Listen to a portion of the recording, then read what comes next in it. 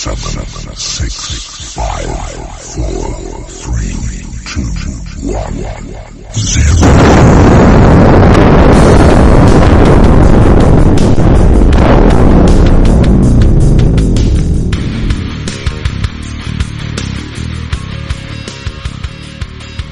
0.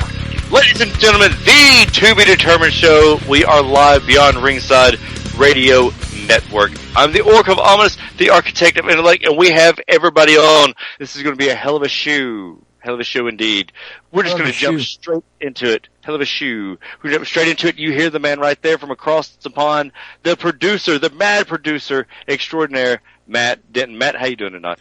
I'm doing okay, but I just want to give a shout out to Ubisoft because fuck them. I'm 24 years old. If I want to see Randy Marsh get an abortion, I'm gonna see Randy Marsh get a fucking abortion. That's hilarious. Oh, Ubisoft. Ubi! Ladies and gentlemen, the man that runs all the show here, he is the one that only the Magic City Motormouth. Beyond Ringside's own, Fascinated Layne. Eddie, how you doing tonight? Wonderfully well, enjoying a Colorado chicken salad from Firebirds, and had probably one of the 7 worst servers I've ever dealt with in my life. This person, their picture is in the Webster's Dictionary right beside the word inept. 2 things. Hello. 1, I don't believe you've ever touched a salad in your life, Tubby. And two, what kind of fucking dictionary do you have that has pictures? Well, it's better than the one that you have that scratch and sniff. Hello, scratch and sniff shit.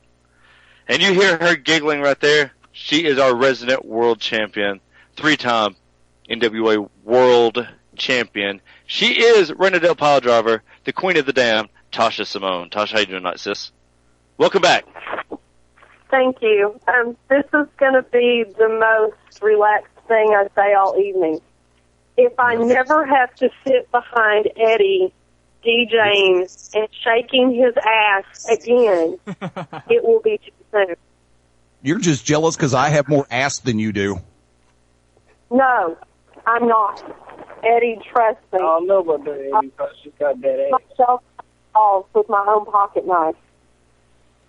And that man that just said that ass, he is our guest co-host tonight. He is Doom Trever Aeon. Doom, how you doing tonight? Doing good, because artist vital. We have a request for you to say that ass one more time. That ass? Can I also have him say German sex dungeon? That must have been my sister-in-law's question, Matt. Wait, we're going to the sex dungeon?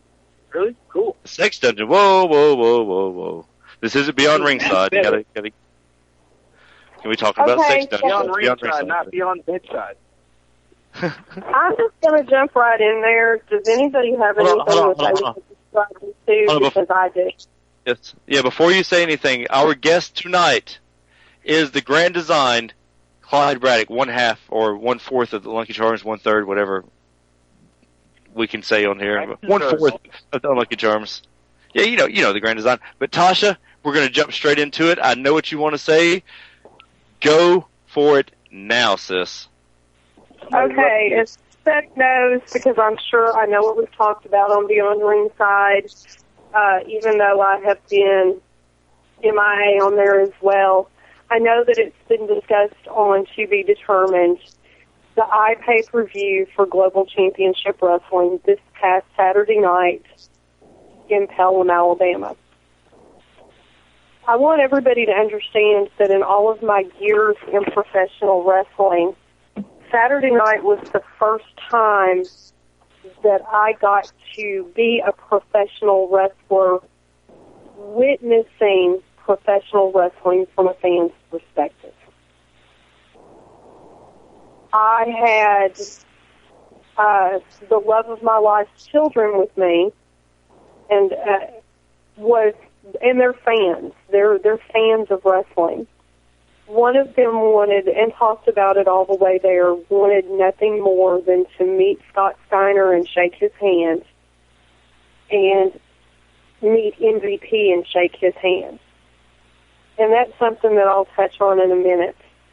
But what I walked away with after watching professional wrestling from a fan's perspective was not only sadness in my heart, but a great deal of embarrassment for so-called veteran professional wrestlers who are too stupid to be embarrassed for themselves.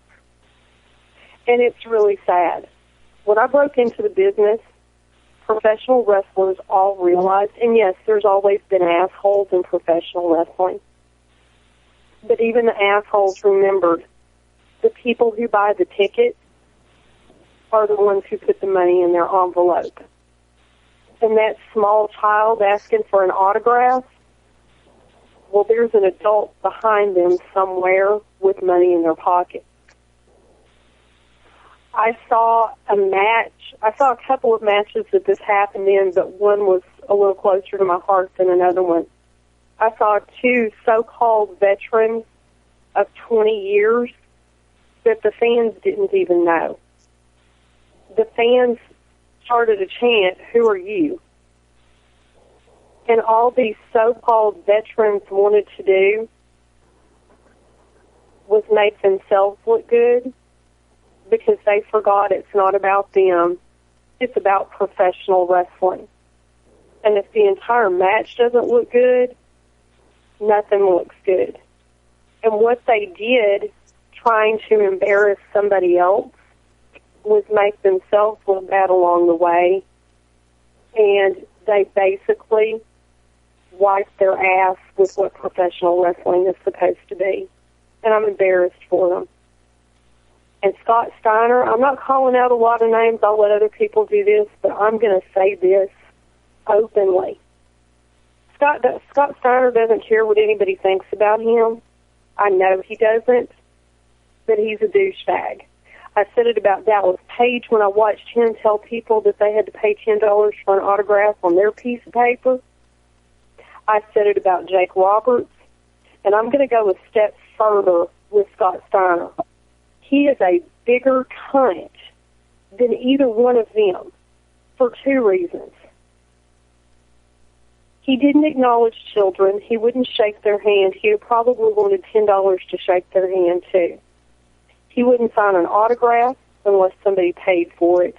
And then he got on the microphone in a group of fans in the ring that was heavily loaded with children, and not only called a friend of mine, Amber O'Neal, a bitch 3 times. And a lot of people say he didn't say it, but I also heard him call her a cunt. He also called Luke Gallows a pussy. That is both unprofessional and uncalled for. And all that did, all of these combined efforts of these people who seem to forget nobody is bigger than professional wrestling, all that did was make a mockery of professional wrestling. It should have embarrassed everybody that was there that gave a damn. They should be embarrassed for themselves. And it's probably caused a few really good, solid wrestlers to not want to have anything to do with the business anymore. Because I got to be honest with you, I walked away hating professional wrestling after watching it from a fan's perspective.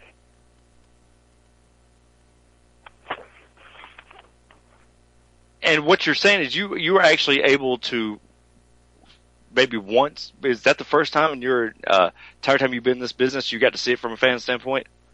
That is the first and only time, and if I never do that again, it will be too soon. And, you know, it's really, really sad when a child who was so excited to see Scott Steiner, to see Big Papa Pump and MVP,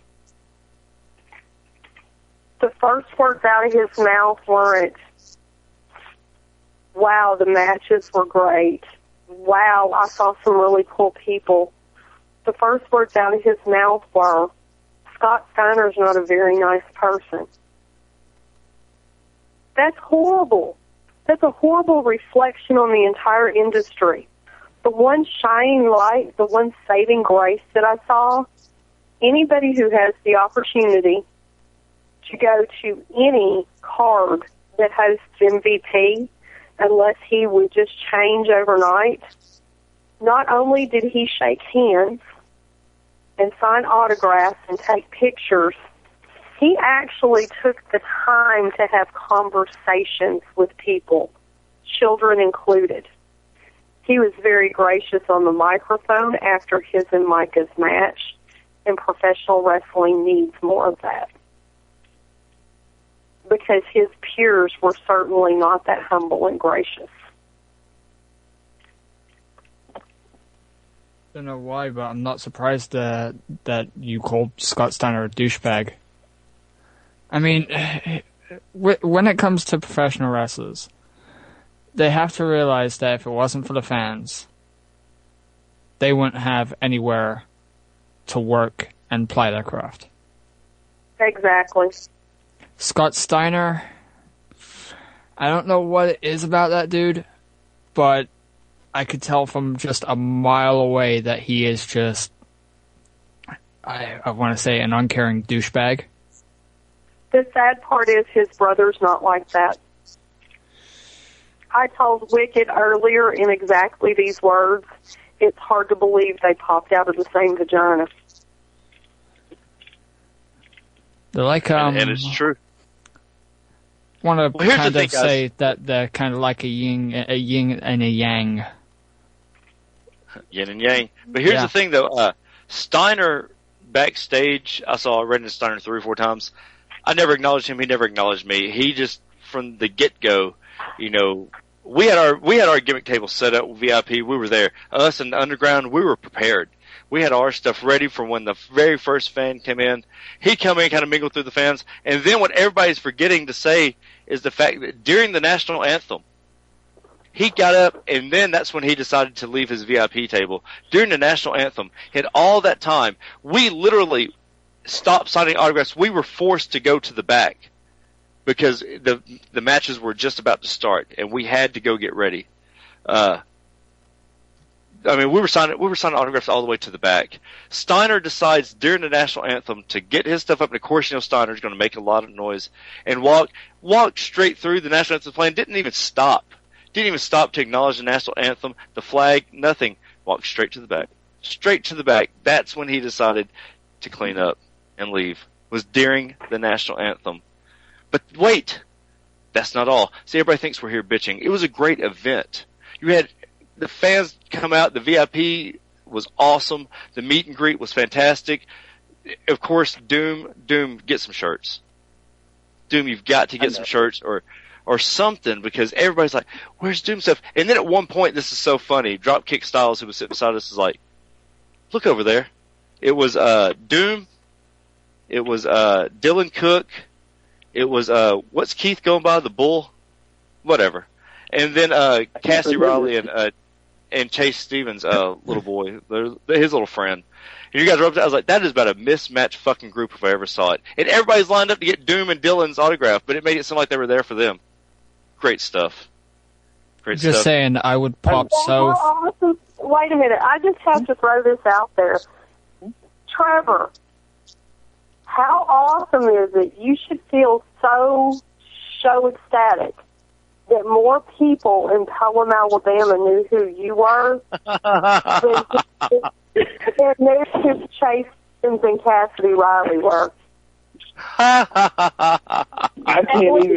I can't even process. But we're not exaggerating. We're not kissing Doom's ass because he was here. He literally got one of the biggest pops of the night besides MVP and Micah. That is a straight shoot. And even people did not want to boo us. They were cheering for us over Cassidy and Chase. Yay, Junkyard Dog Memorial Tournament, let me tell you. But we're having to scratch the surface on that. Doom, the Battle Royal, how was it? It was fun. It was awesome. It was actually one of the most fun Battle Royals I've been in. And I didn't know Joey was going to be there. So yeah, you eliminated yourself. Threw yourself completely over the top rope to eliminate yourself to take out Joey. That was just... All he wanted to do was beat up Joey Lightning. Oh, and he made sure that went straight after Joey. Oh, yeah. Because I mean, every time I'm supposed to wrestle him, he don't show up. Like, so it's like, what am I supposed to do? I didn't even know he was going to be there that night. So when he popped out of the freaking entrance ramp, I was like, oh, there he is. I'm just going to beat the crap out of him now. And he's here. I forgot about winning the Battle Royal at that point. Anybody in the Battle Royal that you were kind of impressed with? Anybody that, you know, the fans, you're like, maybe somebody new, maybe somebody in the roster? Because there was a lot of new faces in that Battle Royal, sir. Dylan has a lot of potential. And I think he stayed in longer than I did. Of course, Xander's always. Yeah, that's true. Xander's always amazing, so of course Xander. I'm sorry. Dylan did great because he had a little short training session with me. I'm just saying. That explains that. How often do you get to roll around in the ring and actually have some type of training session with a world champion? Dylan, the sky is the limit with that guy.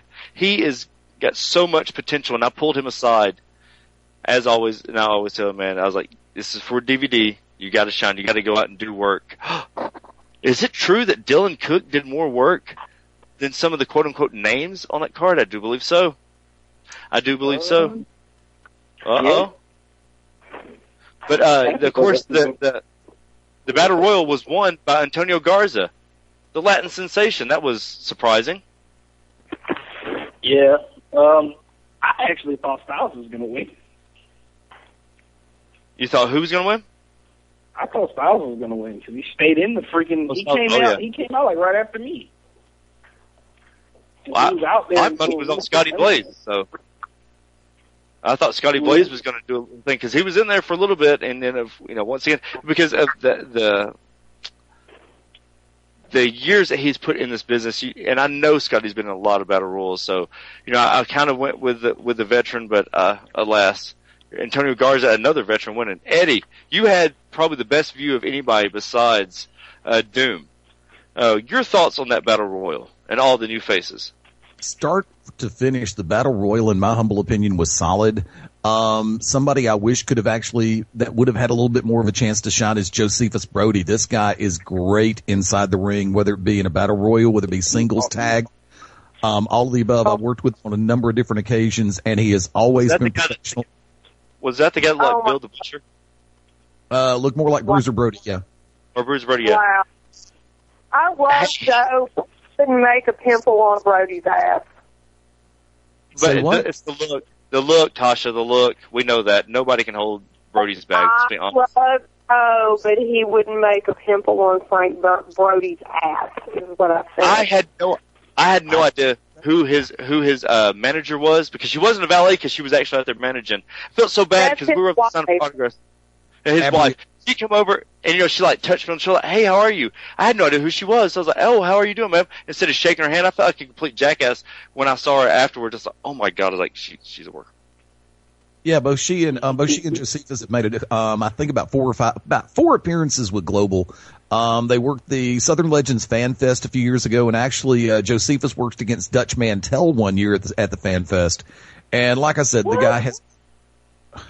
Yes. His wife is going to be an attorney, just so you know. She's going to what? She's in law school. She's in law school. Holy crap! Nice. Yes. They were both. And she can do 10-pound deadlift. She's got a what? She does a 300-pound deadlift. Yo, she was in phenomenal shape. Yes. Yeah, she was. She was in great shape.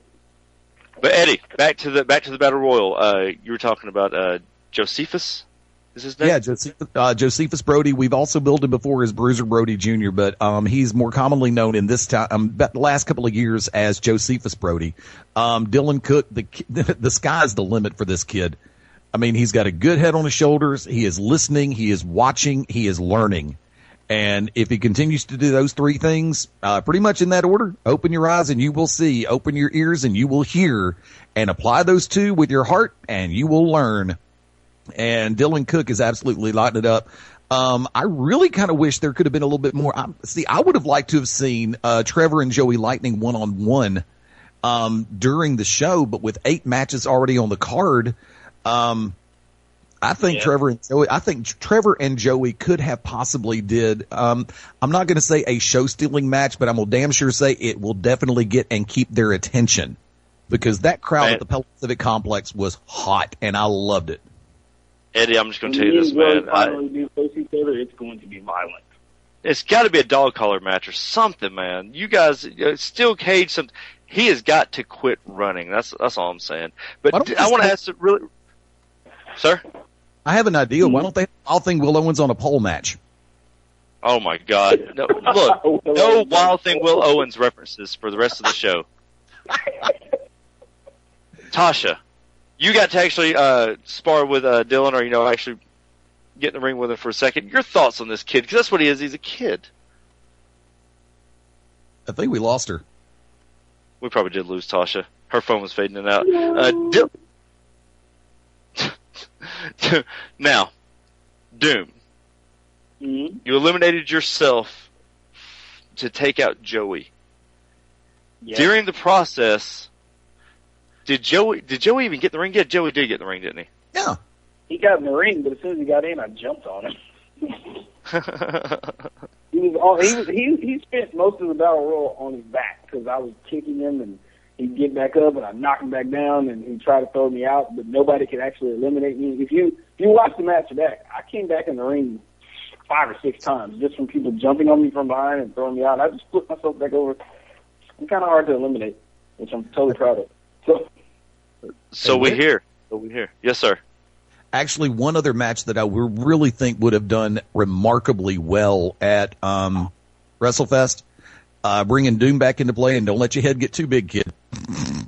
Actually, I would have liked to have seen the idea of Trever Aeon versus Mike Posey. I think that one would have lit the place up. That would have been awesome. Every time I wrestle him, it's good. It's always good. Even whether I win or lose or whatever, it's always good. The only thing that was missing. Yes, Go sir. ahead. Go ahead. I was going to say the only thing missing from the Battle Royal was me. I should have been in the Battle Royal. Yeah. That's a scary thought. Because the last time you were in the Battle Royal was awesome. Yes, I know, because, I had your back. I had your back the entire way. Probably because I rode up there with you and back with you. But still. It's true. I love you. We're like family. No matter what, Doom does fall under the Merchants of Death umbrella. Oh, my God, did I break kayfabe? Maybe it is. Who gives a shit? It's my fucking show. I'll say what the fuck I want to. But, closing thoughts on the Battle Royal, Eddie. The only thing that I would have changed, now there were 14 individuals in the Battle Royal, and honestly, from start to finish, it was fun to watch. I just wish that there could have been a little bit more time in between entrants. When the boss came to me and said 30 seconds, I'm sitting back going, they're not going to be able to make it from the entranceway to the ring in 30 seconds. It's going to look like the cavalcade of stars on a Dean Martin celebrity roast. And I just wish that everybody could have had a little bit more time to get in, because everybody who was in it has things that they can bring to the table without taking away from the premise of a battle royal or even a Rumble Royal style match. But honestly, the only thing that I would change was give them a little bit more time, because you have some great up-and-comers, you have some great stars, and you have a lot of people in that ring that were definitely continuing to get even better than they already are. Like me. Wick? Hello? Yeah. Yeah, Doom, closing thoughts on the Battle Royal, sir. No, I'm sorry. I wish I could have won, but obviously my rage got the better of me. But that's how I am. So until I've kicked Joey's face so hard that his braids fall out, I won't be satisfied. So if he shows up in anything I'm in, that's where my focus is going to be for now. But it was a fun match to be in. There's a lot of good talent in there, and new people that I've never crossed paths with, like Josephus, who I thought was freaking awesome. And people I don't get to wrestle as often, like Styles and Xander, who are both always awesome. New people like Dylan. People like Mike Posey, even though he came out and I didn't even see him because I think I was gone already. And I'd love to do it again. My only thing about the Battle Royal, like Eddie said, more time. I wish Doom would have stayed in longer, not eliminated himself, because a lot of kids were there to see Doom. I always feel like that takes away from the fans, you know, because like, fans are like, this is the only time I get to see Doom all month, and he just eliminated himself. Wow. Mommy, I want to go now. I want to go home now, Mommy. And there were no charms and no wicked Nemesis in there, so Braddock should have been able to go in there. Chris and Braddock should have, but anyways, when we come back, we're going to take our first break of the evening. When we come back, the Grand Design Clyde Braddock will be joining us right here. The To Be Determined Show, live Beyond Ringside Radio Network.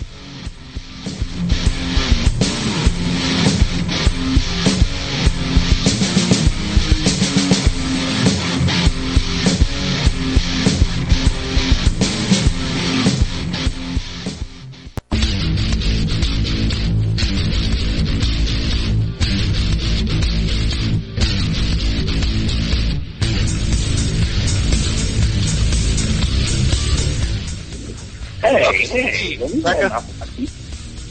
We are live and back on the To Be Determined Show, Beyond Ringside Radio Network. Fuck your tea. That is Doom making tea. That is Matt Denton say fuck your tea. And from England, I think the man knows a little bit about his tea. Fascinating Layne here as well. And we're joined by our guest tonight, the Grand Design, 1/4 of the Unlucky Charms, Clyde Braddock. Clyde, how you doing tonight, sir? I'm doing great, man. How about you guys? Doing fantastic. Obviously, Doom is getting a tray of ice. Yep. That sounds like no tea I've ever made. Jesus fucking Christ. Yeah, me hating on my tea, shawty. But, Clyde, Did we're you? just going to jump into it. I swear I'm fucking taller than you. Why don't you open your mouth and we'll make some tea real quick, okay? All right. Wow. Here we go. Clyde, this past Saturday, if you will, tell everyone your thoughts on what happened in the tag match. We know you had to be DC, you don't want to lose your, quote-unquote spot, but go right ahead, sir. Well, this is how I look at it, okay? All right, what happened with the hot shots was luck, okay? And one thing about luck is that it runs out. And the Unlucky Charms, we'd never back down from a fight. And you know what? Anytime that they want another piece of us, they can bring it on, because maybe I respected them a little bit too much, but next time it won't be so. I'll go in there and wrestle them just like I do everybody else. Now, I have told this, and I will say this, that is the last time that there is that total disregard and that total disrespect for any of us. I said this, and I want this to be loud as anybody can say. You quote me, whatever. Quote me, boy, because I'm about to say shit. The next time something like that happens, Clyde Braddock or Chris Knox is going to take whoever doesn't want to do work into the ring, into the middle of the ring, and tap them out. And I've been saying this. I grabbed Clyde by his fucking kick pads. I said, Clyde, if you do not get in the fucking ring and do something, I'm going to take us out and we're going to get counted out. Clyde said, yes, sir. Clyde went in the ring, he got tagged, went in, and Cassidy sandbagged him, and Clyde, the Grand Design, still hit a judo hip toss, a shoot judo hip toss on Cassidy, and Cassidy about shit himself. Did Cassidy say anything to you when you took him down besides please stop? No, I mean, because all I did was I went to throw him, and he tried to sandbag me. He didn't go with it, so I took him over. And for those who don't know, sandbagging means that they throw all their weight down so you can't lift them up. Same thing that happened with Chris with Cassidy when he tried to sandbag him, and Chris hit him with the fisherman's release suplex. So, go ahead, sir. Yes, but I mean, I'm just ready to get another shot at them. I mean, if they want to play that game, then I'm on the same page with them. But yeah, I mean, I had to ask your thoughts on this, because we just want to go ahead and get that out of the way, because you did show them a lot of respect. So did Chris. You guys showed him a lot of respect. You guys handled it a lot better than I did, obviously. So with that being said, this Saturday you have quite the opportunity. Doom, our brother Doom, who has you an opportunity at Empire Wrestling this Saturday in Rossville, Georgia. Now, we don't know who your opponent is, nor does it matter. What do you have to say to everyone that doesn't know who you are, that doesn't really know about your work, sir, and what's going to happen in Rossville, Georgia? Well, I'm just going to right off the bat say, whoever gets in the ring with me, they're getting thrown around. I don't care who it is, you're getting thrown around. You could be 100 pounds or you could be 700 pounds. You're getting thrown all over the ring. I mean, you know, and I got another thing to tell them, Full Metal Jacket. You're going to know what it is whenever you get hit with it because you're not getting back up. I promise you. I've been hit with it. You don't want to be hit with it. Because I've been hit with it. It hurts. Now, your Russian neck drop that you do, or Russian, what do you call it, Russian body toss? It's the reverse body throw. It was, made famous by Alexander Karelin. You know, it's a big move used in Greco-Roman wrestling, which I'm a huge fan of, you know. I mean, those guys really, you know, they really work hard, very, very, very hard, you know, to be in the Olympics and all that. But the reverse body throw, I mean, he would just kill people with it. There was no defense against it. No matter how big they were in the Olympics, he would just toss them. I mean, he was undefeated. He was undefeated for 14 years. I mean, come on. And he hadn't been scored on in 10 years, and he was just devastating as a heavyweight wrestler. And I got that move from him, and if it worked for him, it's going to work for me. Now, this is a big opportunity. It's very hard to get into Empire Wrestling. Those guys are a very close-knit group. How do you feel being able to get such an opportunity that, I mean, they haven't let many outsiders, and that's what we are. We are outsiders. How do you feel about that? Andrew Alexander and these guys give an opportunity. And big props to Doom for actually getting the connection with that. How do you feel being able to get such an opportunity that, I mean, they haven't let many outsiders, and that's what we are. We are outsiders. How do you feel about that? Andrew Alexander and these guys give an opportunity. And big props to Doom for actually getting the connection with that. Yeah, I mean, I wrote it in the chat. I see that. We lost Doom. All right. Sorry. I'm looking at the chat now. Sorry, we have production chat. Jesus Christ of Latter-day Saints. Pay attention. Okay. Now, Clyde, you have actually been in the ring with Doom. Your thoughts on Doom and his fucking work ethic makes me sick.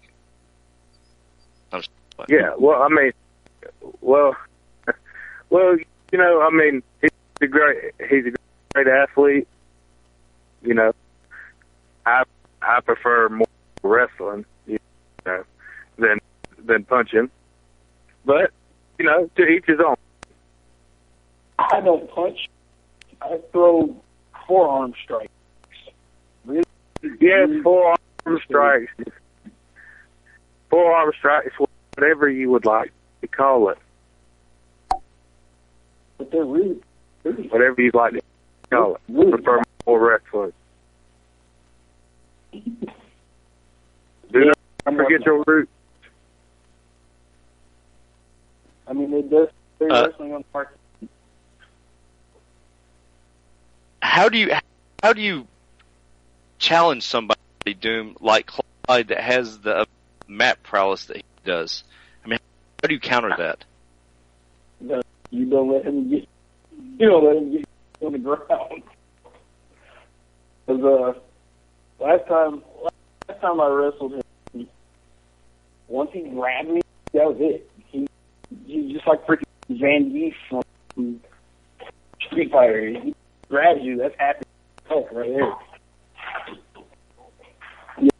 stay away from that. Luckily, I'm freaking Sonic the Hedgehog, so.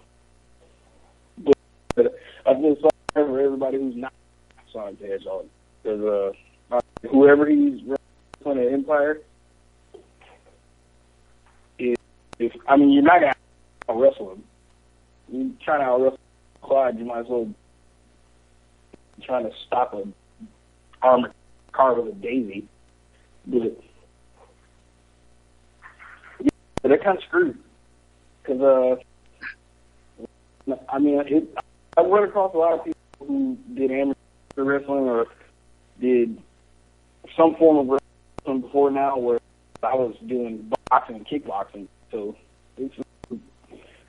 I just try to do the same thing with guys that can freaking ground me that I did with back in boxing and kickboxing. I try to keep them away from me. Try to use the fact that I actually got 3 long arms, 3 long legs for somebody my size to my advantage. And those palm strikes and elbow strikes and kicks and stuff, all that stuff comes in handy when you can't get close to somebody. It's because you know how to use them far away. My legs were as long as freaking spirals, and I could really do some damage. Now, Clyde, how do you counter somebody like Doom that is so prevalent with his kicks, that is such a kick artist? How do you counter with that in the ring?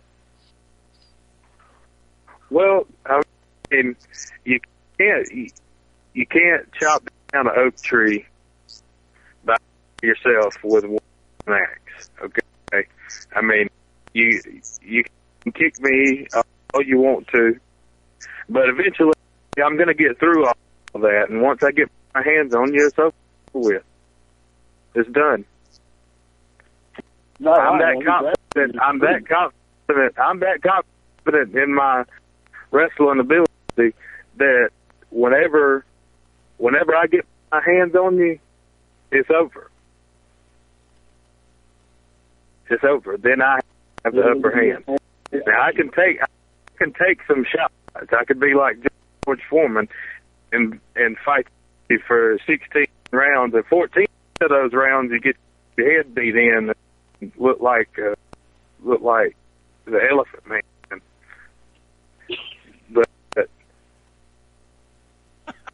But after all that happens, I'm gonna take a beating.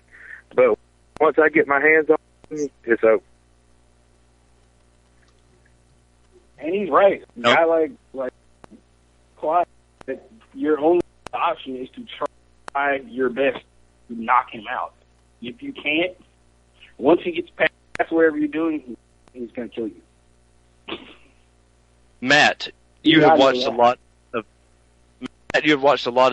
amateur wrestling, a lot of old school wrestlers, a lot of especially out of England. Your thoughts on somebody when you see someone with a Matt Prowse and amateur background? Do you prefer that, or do you prefer someone that as Doom that has a kickboxing background that can run, jump, and is very prevalent with his strikes? I can go either way. It depends. If you can throw a dude around, fan-fucking-tastic. I like to see dudes getting thrown like they're fucking babies or some shit. Throw a baby around. Don't care. Running, jumping, and kickboxing, I'm fine with that too. As long as somebody's getting hurt, I don't care. Just beat the shit out of each other. There you go. Now, Eddie, you Yes. had a fantastic. I can't remember I think it was last Wednesday when we were on air when we were doing our back and forth, our Smodcast version of the To Be Determined show. You made a very good remark about Braddock. You said that I feel that Braddock being called the Grand Design was kind of a weighty moniker to put on someone so young in the business. Right. After watching what happened this past Saturday, your thoughts on that? Do you still feel the same way with Clyde, or do you think you still need to see a little bit more? Let me go ahead and run this for those who do not know. I want you to imagine a Humvee with the navigational capacity of a snowboard. You put that together, and you have got the mobile status of Clyde Braddock. He's got the physical size and the stature, but he can move on a dime. If you think you've got him coming straight at you, you better think again, because he can shift directions and hit you from the side faster than a 24-car pileup on I-285 in Atlanta. Not to mention the fact that he's got great amateur skills. Not to mention that he also brings additional skill sets and disciplines into the wrestling ring. Now, I did mean when I said that I felt that the grand design was a whole lot to put on his shoulders. But I've also been watching Clyde Braddock for a while. Because here's the thing. When you've got somebody who is still relatively young, I'm not going to say new, but I'm going to say young in the world of pro wrestling, for them to get that kind of accolade, that kind of, I'm trying to think the easy way to say it. I don't want to use the word moniker, but I do want to say I think he is growing into it quite nicely. Did I answer your question, or am I still running for Supreme Court office? That's pretty good. I wouldn't say running. I'd say waddling in your case. No, just toddling very fast. You said running. That's pretty funny. Waddling. Wah, wah, wah. Thank you, Burgess Meredith, my favorite one. But you got to see Clyde this past Saturday. Anything you want to say to Clyde, maybe to help him out, something that you saw? Well, actually, we lost him off the line, or I definitely would. All right. There you go. But in all sincerity, and he's back. Coolness, I will say this. Patience is a virtue in the world of professional wrestling. When you're dealing with individuals that don't want to do business with you, and you know that they're basically trying to BS you, the first instinct is, oh no, the hell you didn't. And I think, yeah, I know, because a lot of people from our school of thought would sit back and go, yeah, that's one. You get one more, because there will be no third time. Third time's not the charm. The second time is your downfall, biatches. And I think, and I'm just going to go ahead and throw caution to the wind and yank the curtain straight to hell and back. I think you and Chris handled the situation admirably. I'm quite surprised that there probably weren't about 48 teeth lying around the front 2 to 3 rows, because I think y'all showed tremendous restraint, great discipline, and a huge amount of professionalism coming out of this past Saturday night. There were lessons learned that people, unless they know what to look for, will never see. But I honestly think that you and Chris learned a hell of a lot about certain individuals this past Saturday night in Pelham, Alabama. My brother, my hat is off to you, and I mean that in the most sincere way that you have ever heard me speak. Now, Braddock, you were coming off an injury sustained. If you will, since the last time we had you on, tell everyone what happened with this injury and when it occurred. Well, whenever I was, I broke my foot, and I was wrestling. Who was I wrestling? It's happened a while ago. I believe the Equalizer. No, it wasn't Equalizer. It was anyway. Well, I went to splash him in the corner, and my foot got caught up under me somehow, and I broke my foot. And I had to have surgery on it, and they put a screw in it and put the bones back together like they should be. So it's working 100% now. So I mean, it happened. It's wrestling. You're gonna get hurt in it. There's no way around it. So, you know, all you can do is keep on pushing through it.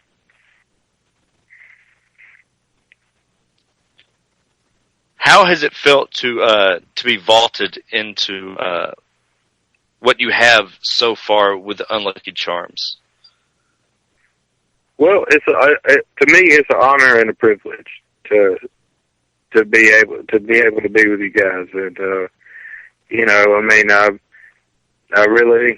I feel bad about them and Taz, that he, that it's just time for him to hand over the reins.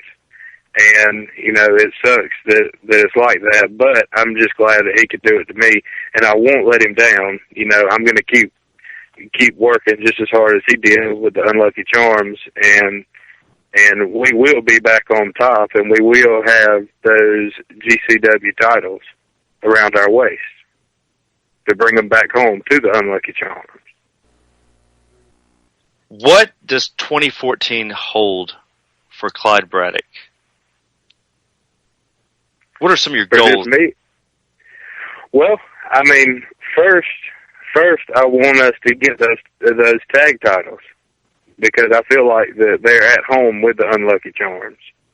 I mean, watching those guys wrestle and them having the tag titles and keeping them for a while and all that, and them always going back to them, even if they do get caught off guard and they lose them, they get them back. So I feel like they're at home, and I want them to stay at home with the Unlucky Charms. So, and I'm willing to do anything for that to happen. But that's the first on my agenda. And whatever the future holds with the Unlucky Charms, I'm going to be about you guys, and do my best for you guys. Okay, the mask. Who made the mask, and where did that design come from? Well, my fiance Amanda, she made the mask, and I basically told her, I was like, I want you to kind of what she thinks of me and my wrestling personality and all that, and how I really am. Sometimes on the inside, whenever I get in the ring, even though I respect everyone, and I give them the utmost respect even for stepping in the ring, but at that time, I hate them. They're going to go down. That I will be the last one standing in the middle of the ring. And I try to do that every single time that I wrestle, and that's the hate on the front of it, and the stitching like Frankenstein, or as you put it, Braddockstein, if you will. I like, she put that, and I gave her those ideas, and she ran with it. And the hate on the forehead is, the hate that I feel towards my opponent. It's nothing personal, but when you step in that ring, you're stepping in my home, in my sanctuary. I 100% agree with that. I want to say that. And I'm pretty sure Mike kind of drilled that into our heads when he was training us too, but it doesn't matter. It's your friend or whatever. There's only one first place. There's only one championship. Only one person to be champion at a time. So I don't care if you're my friend or not. You're standing in the way of what I want. So yeah, I hate you until the bell rings. Exactly. And it's nothing personal to anybody. No, not at all. But it's still a competition. Yeah. And, there has to be a winner and there has to be a loser. So I'm going to do my best to be the winner. Exactly. Yeah. Parting words for the Unlucky Charms fans, the 3 fans we have out there. The 3 fans we have out there. Okay, 5. Yeah, I know. And including Peanut, he's definitely one of our biggest fans. I hope he listens to this. I hope he listens to this, because I hope he crapped his old pants whenever I raised my hand to him, because he looked like he did. Okay. Holy crap! He ran, jumped back 5 feet when Braddock all Braddock did was raise his hand, and Peanut took off. I've never seen Peanut run before, but he did. Yeah, he never runs from anybody, but he, like, you scared the crap out of him. It was I don't great. think anybody knows how to take Braddock yet, is what it is. They're like, holy crap, this guy, because when he come out, first of all, how everything was handled about us coming out and everybody knowing who it was, yeah, that was kind of weird how that was handled. But you are in the fold. You are one of the unlucky charms. As you said, luck runs out, unluck is forever. Clyde, thank you for coming on with us tonight. We do appreciate it, sir. How can everyone get in touch with you for bookings and et cetera? We know you don't have any social media, but maybe Yes, I don't have. Maybe my manager. My manager. Yes, my manager. Wicked Nemesis. Hey, there you go. Yeah. He's on the line. There you go. I was wondering if you'd be like, if you want bookings, we'll talk about that later. Well, I didn't know. I didn't know if it was okay. Yes, if you want to book Clyde Braddock, and if you want to book Chris Knox or Tasha Simone, I'm the man to get in touch with right here, the Wicked Nemesis. Braddock, thank you for coming on. We appreciate it. See you Saturday, Rossville, Georgia, Empire Wrestling. They have no idea. Thank you, Braddock, for coming on, sir. Yes. Is there any way I could get some closing words in to all the people out there? You go right ahead, sir. Well, yes.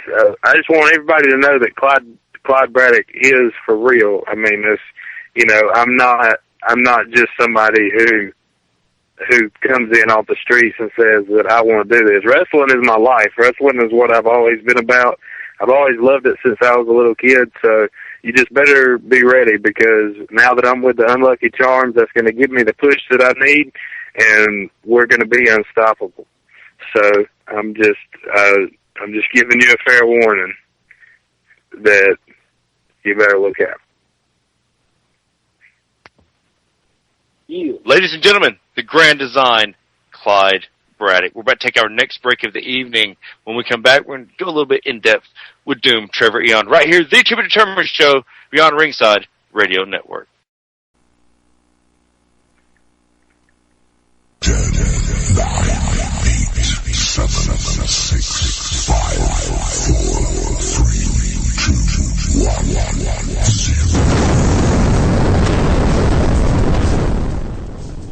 Yeah, we're going blind into this like Ray Charles. Not Stevie Wonder, because Stevie Wonder's not really blind, it's all a work. This is the To Be Determined Show right here, Beyond Ringside Radio Network. We are live with Doom, Trever, Aeon, Fast Eddie Layne, and Mad Dog Matt Denton. I am the Orc of Almost Architect of Intellect, the Wicked Nemesis. We're about to talk about Hijack Raw. Okay.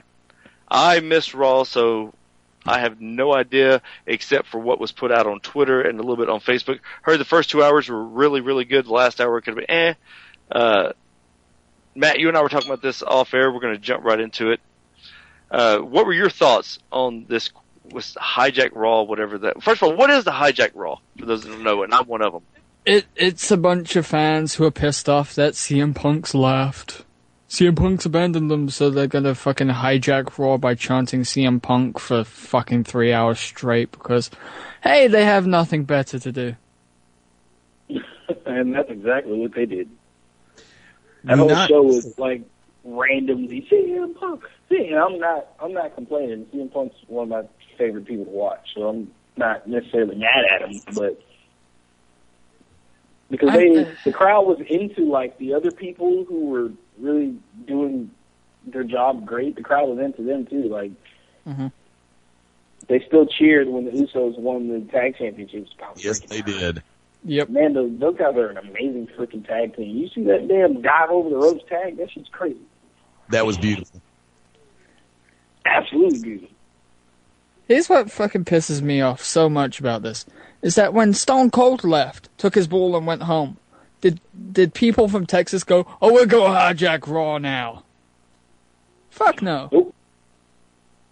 How many people did you hear chant Stone Cold throughout a 3-hour show? Or attempt to, anyway. Yeah. Well, they do say what, so. They do yeah, what, that is, but... That is Stone Cold, pretty much. Can I offer this up? Hold on a sec. The what chants really got on my fucking nerves. Like, a couple of weeks ago, I was watching Stone Cold get inducted into the Hall of Fame again. And the amount of fucking what chants made me want to go and strangle every fucking person in that audience. What? I'm gonna fucking kill you. But you'd enjoy that. I'd enjoy watching you try. It'd be fun. I'm not a person. I'm an entity. Amen. Oh, yeah, that just happened. If I can offer this up, WWE Creative, as well as whoever was running the show that night, whether it be Vince, Tripp, Steph, or whoever, did the right things at the right time during the first hour of that show. When Punk's music hit, and here comes Paul Heyman, that took 80% of the steam out of the hijack movement.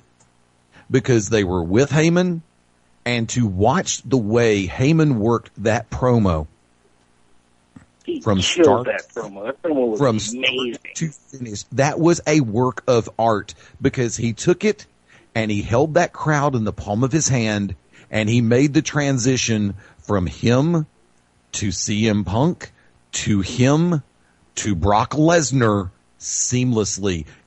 I don't know of anybody else on a national stage. There's your keynote right there. On a national stage that could have done that as well as Paul Heyman. Not even Vince McMahon himself could have pulled that promo. Ric Flair, Rock, Austin, Hogan, none of them. Go from there. When Lesnar came out, the crowd focused on him. They brought out the CM Punk chants a couple of times. Sure, why not? Keep it going. But then here we go. He used it to his advantage. He used it to, including your baby boy, CM Punk. That got the crowd back into it, but it got it on him, not WWE. Yes.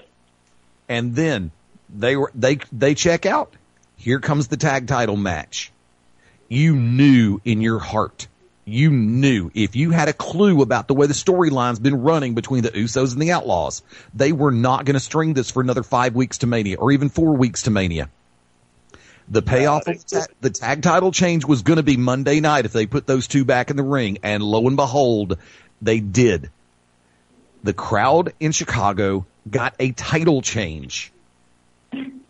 There's very few things that people will bitch about on a title change. It's like, hey, we got a tag title change in Chicago. We're good. That took even more steam out. You bring out Big E and Cesaro for the Intercontinental title. Yeah, you knew it. You know that Langston's not dropping that belt yet, but you know that Cesaro is going to give you something to cheer about. Oh, and hell yeah, did he. The catch that he made on Big E. Dude, and then he shifted him in midair. That was see, crazy. Okay, the catch and the first part of the shift was Cesaro.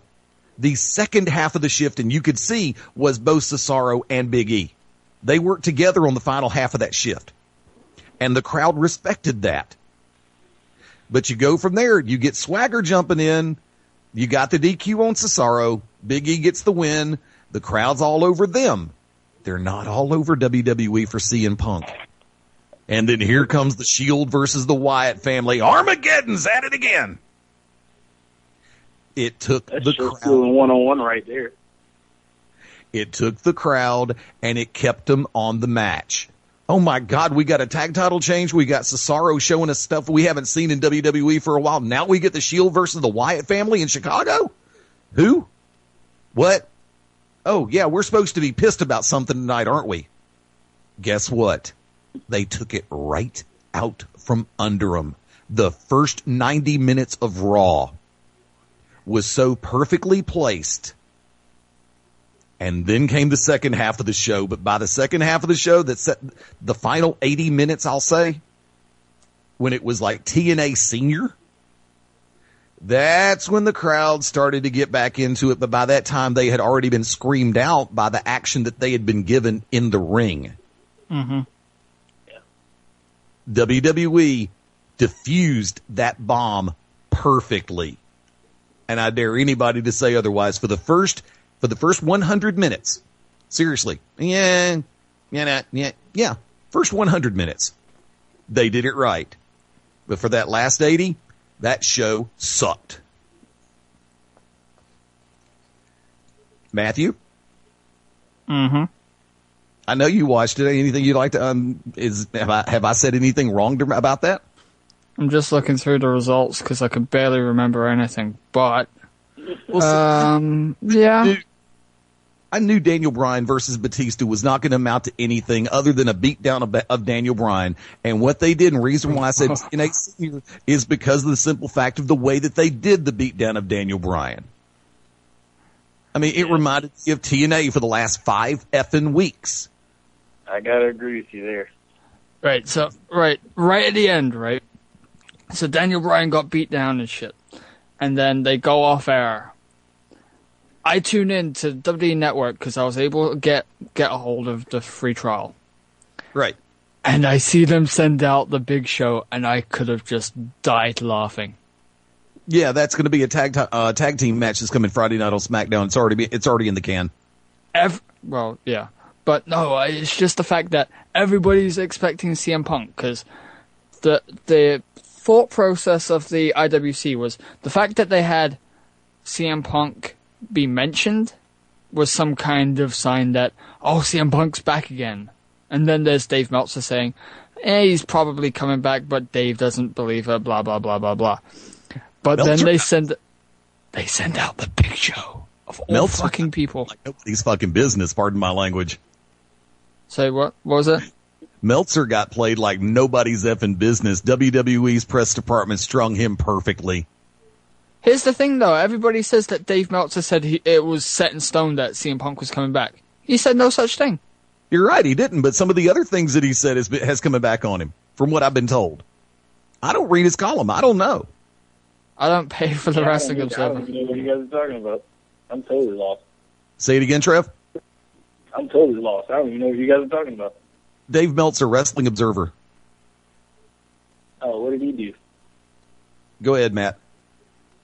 Yeah, he said stuff, and it's coming back to haunt him, and nobody really gives a shit, apart from the people who still pay $14.99, what is it, a month? Yeah. For a bunch of podcasts that you can now get for free, and fucking news that you can get for free from other websites. See, the trick to this whole scenario is when Big Show made his entrance after the camera stopped. Once again, the fans in Chicago started to get a little bit more ticked during that third hour. It's kind of like everybody watching the Royal Rumble, starting with position number 24. And I still say, Rey Mysterio didn't get booed because they don't like him. Rey Mysterio got booed at number 30 because he wasn't Daniel Bryan. Well, they played... Ray Charles could fucking see that. Screwed. Because they set him up for fail there. Say again? They pretty much set him up for fail when he came out at number 30 and he wasn't Daniel Bryan. That could have been anybody. That could have been Stone Cold coming back and he would have got... No, if it'd been Austin, trust me, that crowd would have said, who? Because when you hear they say, we love you, Daniel Bryan, but we got Stone Cold. You can wait a minute. If the glass would have broken and Stone Cold Steve Austin would have come out number 30 in the Royal Rumble, the earth would have moved.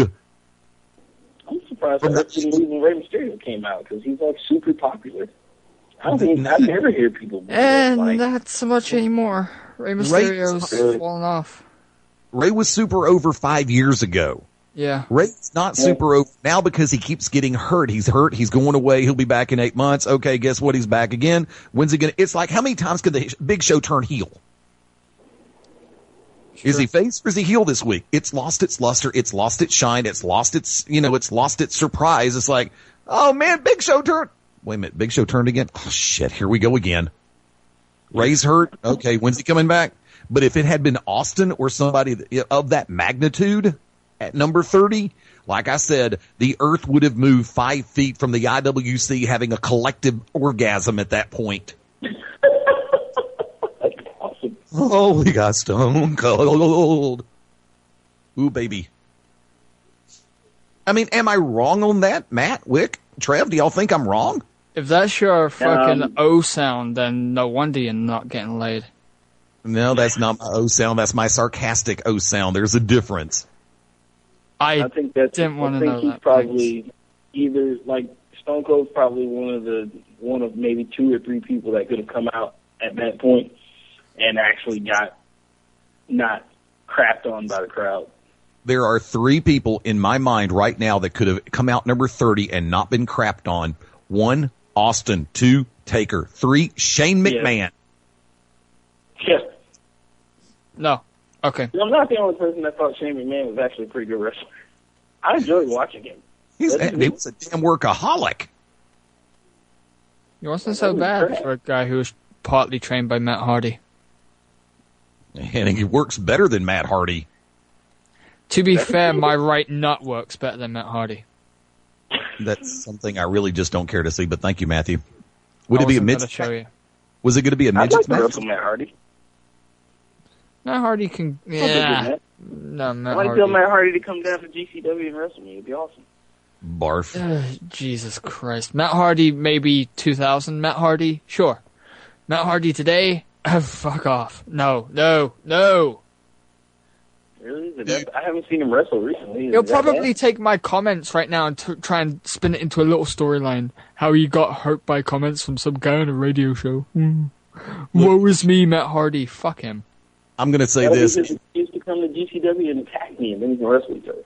Trevor, if the front office of Global is going to spend as much money as Matt Hardy wants to come down to Pell City, I would rather them channel that money into somebody like AJ Styles or, get this, Michael Bennett.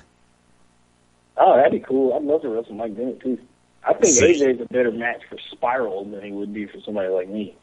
Can you imagine the 2 of them? Holy crap. Oh, shit. Talking of AJ. He broke a dude's neck. He broke a dude's neck this week. Oh yeah. Wait a minute. What happened? There was a match, I think, in Scotland. AJ Styles versus Lionheart. Ooh. And Lionheart had his neck broken by the fucking typical Styles Clash botch. He didn't tuck his chin. He didn't relax his chin. He should have tucked his head back and not brought it forward. Yeah, that's what I mean. He tucked his chin, so he fucking snapped. Bang.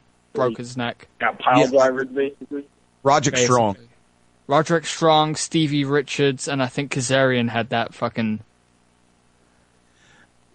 The trick to the Styles Clash is, the basic rule of thumb in something like that is tuck your chin. No, you never tuck your chin on a Styles Clash. You lean back and you put your head as far back as you can.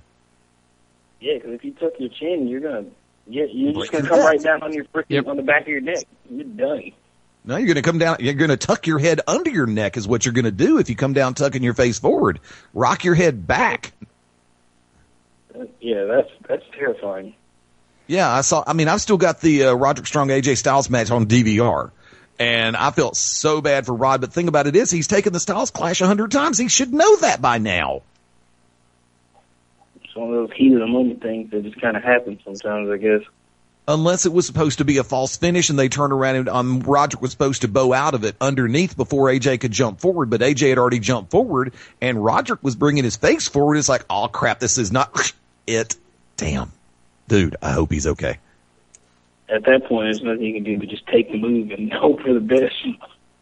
Pray. I'm having a look at the Roderick Strong bit now, because I haven't seen it. Oh yeah. I watched that like 5 or 6 times. They showed it this past Saturday night on Ring of Honor television in our home market, UPN 68. Yeah. Here we go. Step over. Oh, shit. Yeah, that's what happened. Jesus Christ. Where's John Zandig where you fucking need him? No kidding. Jesus. I mean, the next worst thing to that right there that pops into my head, other than Sid and the leg break, is the first time that somebody painfully botched the backflip coming out of the Doomsday device in 1986 on Crockett TV. Oh no, not the backflip off the shoulders. Oh. Yeah, the doomsday device. Because remember, not only is Hawk going to not only is Animal going to push you up and back, not only is Hawk going to try to guide you a little bit, but you have to launch your happy ass to where you can go ahead and get to that layout position instead of coming down on the square of your shoulders. I think it wasn't Mike Boyette that did it. It was. Oh, dude, and that reminded me of another one. UWF 1986, Savannah Jack was facing the California hippie Mike Boyette. Jack came in for a deep underhook arm drag, and apparently Boyette lost his footing when he was trying to go forward, and Jack kept pulling. Boyette came down on the side of his neck going down and did not move for a full segment. That's brutal. Yeah, I know. Oh, still brutal. I think that would be the origin of Botchamania. The one that we all can agree on one thing. The one that I was remembering just now was when Marty Garner took the pedigree for the first time. Yes. Ooh. That was nasty. Oh, yeah. Yeah. From what I heard, it was like he was trying to... it wasn't even face first. He went top of the head first, but it was like... Well, yeah, that's what. He tucked his chin on that, and he hit the back of his head almost like a... I don't know. That's one of the few things I think you can still see on YouTube. It's definitely on one of those botch, like one of the first botch videos I ever saw. Oh yeah, that was the very first one. From what I remember, he thought he was taking a Tiger Driver or some shit. Yeah. So it was like he turned himself into a fucking lawn dart. That's what he fucking did. It's kind of like when you take the tombstone from Undertaker. Nose to nuts, damn it. Well, look, there's one person. She's not here at the moment. Tasha. Tasha's pile driver. She is one of the nastiest pile drivers I've ever seen. That is a move that just, even the slightest bit of hesitance, even the slightest bit of off, can totally end your life as you know it, as we have all seen by several people. All I'm saying for the Undertaker's tombstone, if you can't smell Michelle McCool on Undertaker, then you're too far down. Nose to nuts. That's kind of. You just said that. What? Nose to nuts? That's what it is on Taker's pile. On the tombstone. Huh? Michelle McCool. No, the Michelle McCool on the Undertaker. Oh, that was funny as hell. That was beautiful. Yeah, but I want the Undertaker kicking my ass. And if you go a little bit lower, you can smell Layla. Oh, hello, whoa. Doom. Whoa. What Doom? Is there any move that you won't take besides the Unlucky Charms top of the morning? Crazy unstoppable death move that you guys told me about. Dude, Xander took it. Well, you know, when we were training. I'm mad I didn't get to see it. But Xander's he's amazing.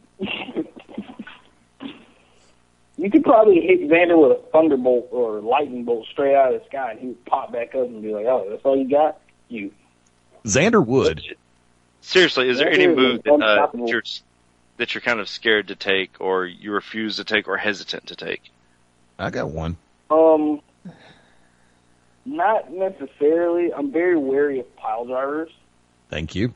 So if you're not like Mike, because I know Mike uses the cradle pile driver for a finisher. If you're not Mike, or just somebody who's just been doing it forever, and I feel like I can trust you, there's a good chance that I'm going to ask to just, can we do something else? Like Shane Williams gave me a pile driver. It was super safe and awesome, and it looked good. So I was like, cool. But I have not had one since then. That was almost 2 years ago. But everything else, I'm pretty cool with usually. I always kind of take it person to person, so it depends on who I'm wrestling. Because a lot of stuff, I had never taken the German suplex before I wrestled Mike, but he's like the best wrestler on earth. So I wasn't worried, and he's my trainer, so I wasn't worried at all. But if he was just like one of those guys, like the indie guys out here who are hitting big moves after big moves on each other every 30 seconds. Those guys hit moves like that, and it just, I don't trust them like that. So no. I don't fucking blame you. I saw this animation of some fucking I think it was a tag team match. Some dude had a guy on the apron for a tombstone. Jumps off. His tag team partner's on the top rope, and at the same time leaps off with a fucking double stomp through a table. But you're over. See, that's what I'm saying. Like, that's ridiculous. You're overdoing it. That's not even like. That goes far beyond. You're trying to kill somebody doing something like exactly. that. Exactly. We don't get a second take. There is no, stunt doubles or nothing like that in wrestling. So you gotta be wary of. You want to win the match. You don't want to kill the guy. Here's two things. One, they're probably gonna get paid $20 for that. Yeah. And two, if they really want to make it to WWE, they know that you don't see some kind of stupid fucking stunt like that on WWE TV. And you know what? I think about that every time I sit and try to brainstorm, like, oh, what can I add to my arsenal? Because I know, like, that's been a thing that I've been working on a lot. I've been trying to add new things to my arsenal, but I always watch and see what they're doing on TV, and I'm just like, well, I don't need anything that they wouldn't let me use here. Because if somebody makes a highlight video for me, and I got this big, crazy, ridiculous move that's so amazing, it don't matter, because once you get to the big stage, everything changes. If they don't want you using that shit, then you can't fucking use it. So I just try not to have anything in my arsenal that I know that they would look at me like, why the fuck would you do that? That's just wishful thinking on my part and hoping for my future that's where my career goes. So I'm always making reference to it. I'm always in everything I do. I'm always like, well, how would that affect me if I was here or here? That's probably just how I am. But definitely, like, crazy moves, you don't need them. You don't need a double backflip. You can backflip one time. You don't need a 750,000 splash. The 450 is enough. Like, just. Well, here's the thing. Here's the thing. Like, for various pile drivers, of course, you can't use WWE unless you're the Undertaker or something, or if you're going CM Punk off the fucking rails or some shit. But it seems like WWE likes the kind of spectacular but safe, flippy shit, like Adrian Neville in NXT with the corkscrew shooting star press. Sure, it's unnecessary, but it's pretty as fucking hell. Evan Bourne. Well, he's the only one that does it. These guys out here, they're all doing it. It's true. Like, all of them. The entire card is guys who do that. And they do all that, and then we got Spiral at GCW, whose splash is not a flipping crazy splash, and it looks 10 times better and 10 times more devastating than all their crazy flips. So it's just like, you guys go out and do all this, and then this guy comes out and does this splash, and there's no flips or anything, and it still looks way better than yours. It's time to reevaluate what you do. It's definitely true. You don't want the crowd to get excited off of your moves. You want the crowd to be happy to see you. They That's shouldn't even turned really down care for what? Yeah, exactly. Exactly. That's exactly. Turned down for what? We're about to take our last break of the evening. When we come back, we're going to talk to Doom a little bit more, and we're going to discuss Empire this weekend when we're seeing red again, of course. The To Be Determined Show live Beyond Ringside Radio Network.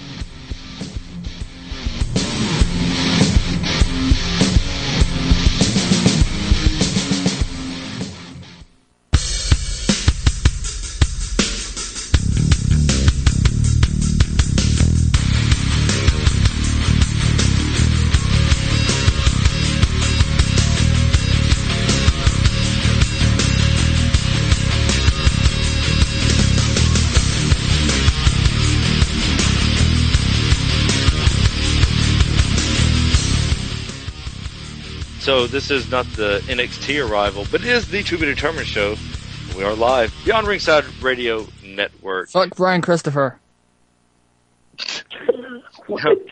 Oh, and by the way, one of my favorite tweets of the week was Buff Bagwell shouldn't have been a gigolo. He should have been a juggalo. I love that.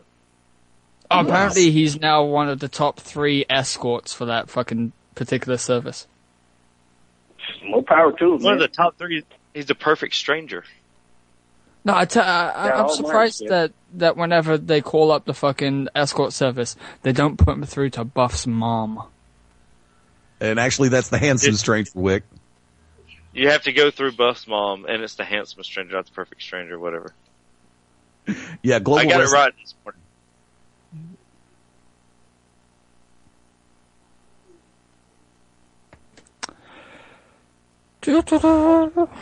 All right, yes. And there you go. But the handsome stranger, indeed. American males, American males, American males, American males. Oh, that's terrible. Buff! Daddy! Now, Empire Wrestling this Saturday, Doom. Yes. Do you know who you're actually working yet? I have no idea. He has not told me yet. I guess I'll find out on Saturday. I don't mind not knowing. In fact, I almost kind of like not knowing. Because last time I didn't know who I was going to face when I got up there, and I ended up in the ring with their light heavyweight champion, Johnny Viper. It was a fun match. I was very proud of that match. I posted it on my Facebook and on my Twitter like 100 times because I was very happy. I was very happy with it. I made a bunch of mistakes in it, but nobody knows with me because he didn't even realize. And I was, but other than that, and every single time I've been up there, the crowd has been very receptive of me. I stayed after, last time I went to Empire, when I wrestled Johnny Viper, I stayed after a good 30 or 45 minutes, taking pictures and signing stuff. So I love going up there. I can't wait to go back. I've been trying to get back up there all year. So I'm excited. Somebody's been kicked in the face. I don't think I've kicked anybody in the face up there yet. When was the last time you were actually there? That was early October, I think, when I went there. So this is going to be like my reintroduction. Because that was right before I broke my wrist, or tore all the muscles in my wrist, I should say. Now, how hard was it to come back from that type of injury? It was hard, but it wasn't. I started just working my legs pretty much every day after I got over the frustration of having a hurt limb. Because I spent that first week just being pissed off and brooding and walking around the house grumpy and yelling at the cats. And then I just, I snapped on the inside and said, fuck this, I can't work my arms.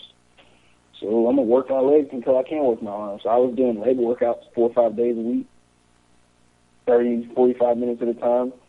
Kept myself, like my leg, that's why my legs got bigger over the time I was hurt. And then over time, I just started to do real light weights with the wrist. Small number of push-ups instead of a bajillion of them like I was doing before. It was a rough process. And, it still like hurts sometimes just because of the trauma from it landing the way I did. It was about a 15-foot fall. Like, you think about it, I was wrestling a dude who was like 6'10". That's a long fall. And the fact that I got up and got back in the ring in January means that I'm crazy. But since our old wrestle with broken fingers or something, if he wrestled with broken fingers, I ain't gonna be bitching about my wrist. Fuck that. Because while I'm sitting here complaining about my wrist hurts, these other people are out here honing their craft. So, difficult or not, I was ready to get back at it. But it was not. It was easier than I thought it was going to be, but it was still not necessarily very easy. Now I feel like I can come back to anything. I had a fan come up to me at the VIP and say something that I wanted to pass along to you. As a female fan, she said that you made her want to be a professional wrestling fan, which I thought spoke volumes. Because there's not many people you can point to. You made me want to punch you in the face. That's generally what I get. But how does it feel to be able to actually connect with the fans like that? Because that's what a lot of wrestlers fail to do and are unable to do for the most part of their career. How are you able to connect to the fans like that? You know, I'm really trying to figure that out myself. Honestly, I don't know what it is, but I'm like every single time I go out and people react to me in general, I just on the inside I feel all warm and fuzzy and super awesome and stuff. And it's really I don't even know. I can't point to one thing that can tell you why or what it is. I mean, I go out and I'm myself turned up, I guess, to the whatever ninth degree, and I guess people kind of like who I am. Surprisingly, just shocks the crap out of me. But I don't know what it is that the crowd sees in me that makes them just want to get behind me. I'm totally grateful that they want to do that, and I'll hope that I make more people feel that way. Hopefully, I can carry that over to everywhere I go, so that we can make something out of this Trever Aeon thing that we got going on here. But I'm still trying to figure it out. It's very interesting, but confusing. It's like the Ninja Kingdom to have. Yeah. Pretty much. I can never have enough people tell me, "Oh yeah, you're awesome. You did this. I like your." A lot of people like the color of my gear. A lot of people like the eyes in my hands. A lot of people like my crazy hair. I feel like I look way less generic with this hair on my head. I'm so glad I grew my hair out. Great idea. I think that's just a big love fest of what that is. A big love fest of art and violence. It's a big old love fest of art and violence.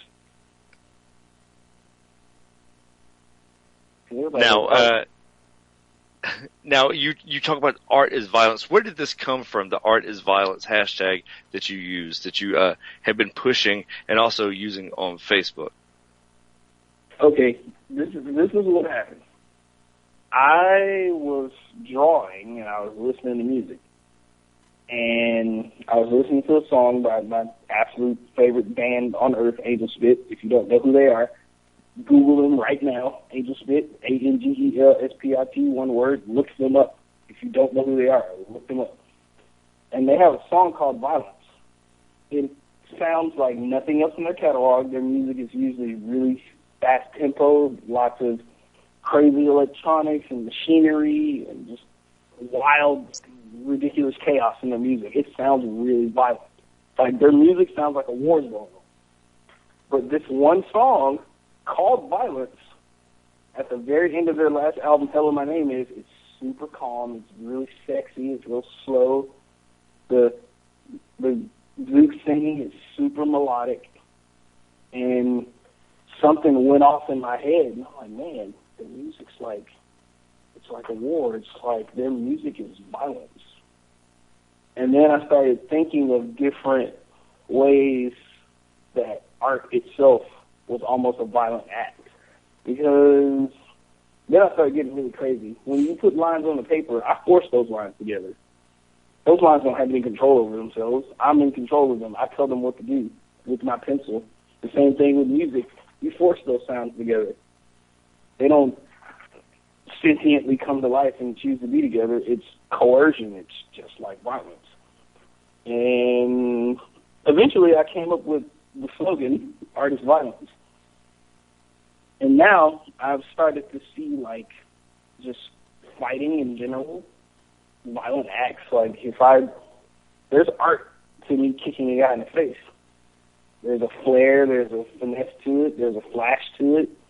But at the end of the day, I'm kicking a guy in the face. There's art to me taking some guy's arm and trying to yank it out of the socket because I want to win this wrestling match. It sounds brutal, it sounds barbaric, but at the same time, it's actually very intelligent. It's very artistic, and that's kind of where the art is violence thing came from. But Angel Spit inspired it, like 100%. If I had to point one thing out that put that in my head, it was listening to that Angel Spit song, and it just kind of went from there. And I've just been adding things to it as time goes on. Because, I mean, if anybody that's following me on Twitter or Facebook or whatever, they know that I'm super creative. I build stuff. I draw. I play music. I'm all over the place. Photography, freaking modeling, even though I'm ugly, like just all kinds of random crap. So I just wanted to put that all together with wrestling and make it one thing so I could kind of, I don't know, try to keep myself from being boring, because I can only come out and just yell Doom for no reason for so long, right? No, but it's probably because you're the biggest fan of the WCW tag team. Of the what? Of the WCW tag team. Which one? Doom. Doom. Well, Doom. I mean, who can not like the WCW tag team Doom? Ron Simmons was in it. Come on. Exactly. Damn. That's the reason you come out every week and just go, Doom! Never Damn forget, right. man. Never forget. Damn right. now, what are your goals? What are your goals for 2014? This year, I got my heart set on wrestling in places that I've never been. Florida and like the northeastern. Florida, California, and the northeastern states are my main like focuses. That's where I want to go this year. I just want to come out and say, oh, I want to wrestle for New Japan, wrestle for WWE. Yeah, I do. Like right now, if they called me right now, I'd be gone. But since I'm not gonna jump too far ahead into the future and pretend like I can pull that shit off overnight. So small term goals right now. I definitely want to get to states I haven't been to, but California, Florida, and like New York and that whole area. Those are my main focuses. That's what I really want to do before this year's over. So as many people in as many places as possible will know my name. And I'm gonna start doing videos where I talk about a lot of this stuff soon. I just haven't done it yet because I had to find a good location and a good camera. But I have those things now. So in like a week or so, things will start popping up. I keep very busy. But those are my main. Are you saying like a vlog? Are you gonna start a vlog? It'll just be. It'll kind of be just me talking about whatever I got going on. Like if I got a thing going on with Joey, I might have something to say about it. I'll start recording it instead of just typing it on Facebook, or instead of just tweeting Joey Artist Violence. I'm gonna turn you into a song on this album of your device, blah blah blah. I'm gonna start being a little more verbal than just. Cause I don't feel like I get to talk enough, but I feel like I want to talk more. So instead of waiting to go to a wrestling event and see if the promoter's gonna tell me, hey, you might have time to talk tonight. Instead of doing that, I'm gonna record it myself. And whatever company I'm working for, I'll just put it on their Facebook profile so all the fans that are going to be at the show, they can all see it. I'm trying to get some more attention. This is what I'm doing here. People need to pay attention to Trever Aeon. I work hard. I want to be good at what I do. I want more people to see what I do. Now, you had the honor of being a part of Beyond Wrestling not too long ago over in Atlanta at WWA 4. Tell us about that, if you will, because that's pretty much art, or artistic anyways, wrestling. Yeah, that was awesome. It was absolutely amazing. I got to see and talk to a lot of people who I've either wanted to meet or had met before, just didn't have a lot of time to sit and talk with them. I got to watch friends of mine work like Darkmon and Fred Yehi, who I just wrestled last Friday, who I'm wrestling this Friday in Columbus, actually. And I actually wrestled a girl. She's the AIWF Women's Champion right now. Her name's Devin Nicole. She's awesome. She came to GCW once, but she hasn't been back since. But she's a lot of fun to wrestle, and she's super, super duper cool. She beat me up. She drop kicked me in the face. It hurt. She kicked your face. Yeah, she kicked my face. But just the whole everybody was super friendly. The guys were the Beyond Wrestling like taping experience. It's a really cool experience, and having your peers watch you work and having them react like fans I think that makes me feel really good as a wrestler. And me and Devin definitely got that with our match. Like, it was one thing for guys to like pop about people's cool moves, because believe me, there were a lot of cool moves that night. And my match, we didn't do all that. I was wrestling a girl. We can't do all this ridiculous crap. But our match had like the reaction as if those guys weren't wrestlers. It was almost like they were fans. And she noticed it too.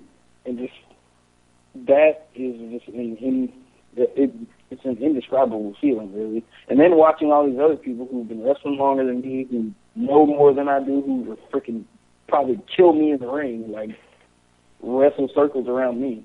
So I'm humble enough to say that somebody can wrestle better than me. I don't have much of an ego. Attention, professional wrestling world. You guys can learn from that. No ego. Anyway, I got to have people who know more than me critique what I was doing. Like Aaron Epic gave me a lot of information afterwards. He's freaking cool. Sugar Duncanton's freaking cool. Black Baron, the guy who asked me to be on the show to begin with, he's freaking awesome. And him and Matt Cage tore the damn house down at the end of the show. Tore the damn house down. Got to meet and watch A.R. Fox work again. I don't even know how he does the stuff he does. I'm honest with you. But it's an awesome experience. I recommend like anybody who's in any region who's a pro wrestler, if you think you can keep up with those guys, you definitely should try and freaking just go to Beyond Wrestling. And even if you don't get to work, just watch everybody else and just take in the atmosphere. Because it's an amazing atmosphere. And you know, me being a big art nerd, and I was like, oh, this is crazy. It was like. Is there anything you learned from that experience?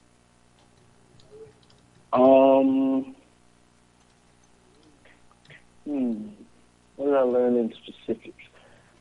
I learned, and this is just from watching everybody else, that I think I picked up on maybe how to pace my match different from everybody else's. I kind of learned like that whole where you are on the card kind of affects how your match should be. That's what I picked up on from that, because a lot of people's matches were like knockdown, drag out, slugfest of death. But on a regular show, that's not really going to work. You'll burn your crowd out like in 5 minutes. If your first match is just like your main event. And I may have picked up one or two moves while I was there as well. I'm not admitting to that. I came up with everything I do. Sorry. I don't steal moves. I'm just kidding. I disagree. Chris Jericho invented everything, by the way. Yeah, that's true. So whatever I do, I stole it from Jericho anyway. I learned even more so how to slow down, especially because of the kind of match that I was in. I pretty much worked a totally different style. Like, if you see the match, like, I didn't even do anything during that match. I was so, like, I was half nervous, half overly focused, half worried, like, oh, I don't want to do this, I don't want to do that. Luckily, everything went well. So just little stuff like that. And then, who was it? I think it was Ethan Case. He told me about, this is one thing I learned directly from somebody saying directly to me, is just being more vocal. It's another thing that I've always needed to work on, is being louder. I'm loud as crap before the match starts, and then during the match, sometimes I forget. I'm like, oh, wait, I need to keep that loudness on the whole time. So, little things like that. Very, very, I'm once again, like, super, super, super thankful to Black Baron for asking me to be a part of that. Hopefully they do it again, and I get to be a part of it again. By then, I'll be an even better wrestler than I was when that happened, because I get better every day.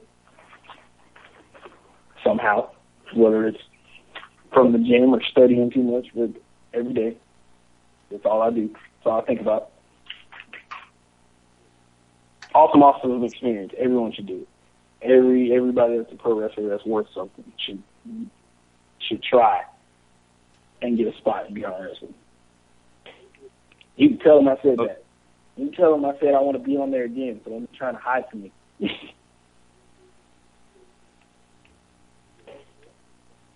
Now, Matt, before we take this home, you and I discussed something that happened in TNA off air, a title change. If you will, tell everyone what the hell happened for those that missed out. Spoiler alert. So, a couple of weeks ago at a house show, the TNA Tag Team titles changed hands between the Bromans, who were the champions, and the Wolves, who have been in the company for, just about 3 weeks. Yep.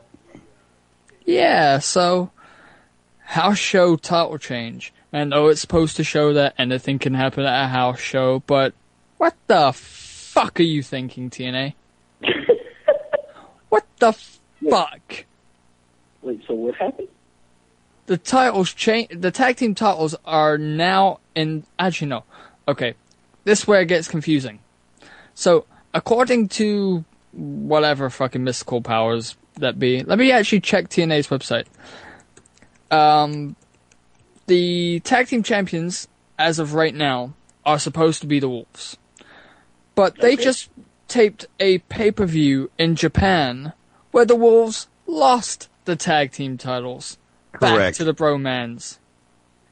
No. And that taping will not take place, that will not air until like March or June. Confused yet? That's confusing. Yeah, that's extremely confusing.